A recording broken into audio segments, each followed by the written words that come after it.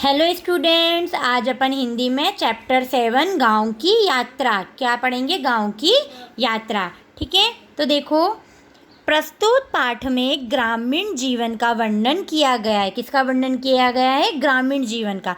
इस पाठ में यह भी बताया गया है कि बदलते समय के साथ साथ गांवों में भी कई बदलाव आए हैं। ठीक है, तो अपन स्टार्ट करते हैं। अंकुश अपने माता पिता और बहन के साथ शहर में रहता था। कौन? अंकुश। किसके? अपने माता पिता और बहन के साथ कहाँ रहता था? शहर में। उसके पिताजी वहाँ नौकरी करते थे। किसके पिताजी? अंकुश के पिताजी क्या करते थे? नौकरी करते थे। अंकुश और उसकी बहन स्कूल में पढ़ते थे। माँ घर का कामकाज संभालती थी। अंकुश के दादा दादी और चाचा चाची गांव में रहते थे। वहाँ उसके चचेरे भाई बहन भी रहते थे। अंकुश के माता पिता बहुत दिनों से गांव नहीं गए थे। इस बार लंबी छुट्टियों में उन्होंने गांव जाने का निर्णय लिया। यह सुनकर अंकुश को बहुत खुशी हुई। दादा दादी से मिलने और गांव की सैर करने की बात बहुत दिनों से उसके मन में भी थी। किसके मन में थी? अंकुश के मन में। क्या बात मन में थी? कि गांव जाना है, गांव को देखना है। उसके मन की बात अब पूरी होने जा रही थी। वे लोग ट्रेन से चले। आखिरी स्टेशन पर उतरकर उन्होंने गांव तक जाने वाली बस पकड़ी। लगभग 2 दिन की यात्रा पूरी करके वे लोग गांव पहुंच गए। कहाँ पहुंच गए? गांव।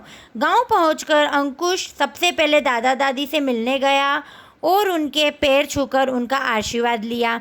फिर वह चाचा चाची और चचेरे भाई बहन से मिला। वे लोग अंकुश से मिलकर बहुत खुश हुए, है ना। किससे मिलकर बहुत खुश हुए? अंकुश से। फिर है, अगले दिन अंकुश अपने चचेरे भाई के साथ गांव की सैर करने निकला। गांव की गलियां पक्की बन गई थी। वहां बिजली और टेलीफोन की व्यवस्था भी थी। अंकुश को यह सब देखकर खुशी हो रही थी। गांव में एक प्राथमिक विद्यालय भी था। वहां गांव के बच्चे पढ़ते थे। गांव में घूमने के बाद अंकुश खेत खलिहानों को देखने गया। वहां बहुत हरियाली थी। खेतों में तरह तरह की फसलें लगी हुई थी। ठंडी ठंडी हवा चल रही थी और हवा से फसलें लहरा रही थी। अंकुश ने गेहूं, मटर, चना, अरहर, मक्का, गन्ना, उड़द तथा सब्जियों की फसलें देखी। गेहूं के पौधे अभी छोटे ही थे। किसान उनमें खाद और उर्वरक डाल रहे थे। फसलों की सिंचाई का काम बिजली से चलने वाली मशीनों से हो रहा था। हरी भरी फसलों को देखकर अंकुश को बहुत खुशी हुई। सरसों के पीले फूलों को देखकर वह खुशी से झूम उठा। कुछ ही दूरी पर गन्ने का रस निकाला जा रहा था। अंकुश ने गन्ने का रस भी भरकर पिया। वह गांव में लगभग 1 सप्ताह तक रहा। इतने दिनों में उसने खेती करने का तरीका समझ लिया था। वह जान गया था कि खेती करना बहुत परिश्रम का काम है। अब छुट्टियां खत्म होने वाली थी। अंकुश और उसका परिवार जब शहर लौटने लगा तो दादा दादी, चाचा चाची और चचेरे भाई बहन उदास हो गए। अंकुश ने उन सब से कहा, हम लोग गर्मी की छुट्टियों में फिर आएंगे और पूरे 1.5 महीने तक यहाँ रहेंगे।